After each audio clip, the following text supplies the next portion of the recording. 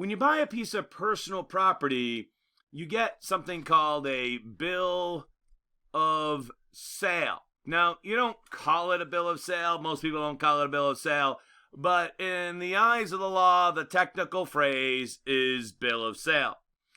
I say, and I'm hearing that as I talk to people, apparently I'm old-fashioned, I say sales slip. Most of you, I think, the more common phrase is receipt. It's the same thing. One's a sales slip, one's a receipt. It's the same thing. It's a bill of sale. It's proof that you bought it, if you want to think about it that way. Now, for some things, like a car or a boat, or if I was to use my Boston accent, car, for a car, you might actually get a title. And this piece of paper, a title is actually on paper for a car or a boat.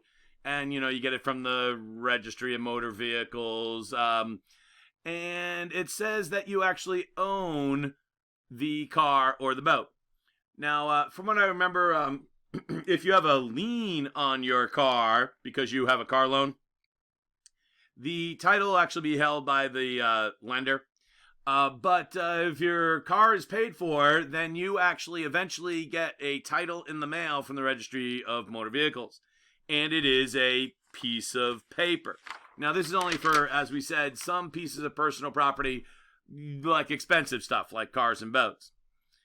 Now, for real estate, you don't get a bill of sale. You get a thing called a deed. But these are effectively the same thing. They're proof of purchase. Or, for the written title for the exam, they're the written intent to transfer ownership. Might want to write that down. The deed is the written intent to transfer ownership. And of course, since it's written, it's on paper.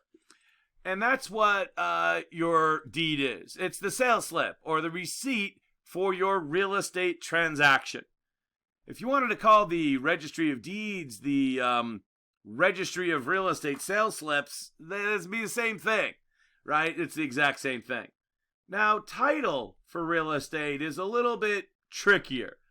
For real estate, title is an abstract concept, and it's not something that you can hold in your hand like a piece of paper.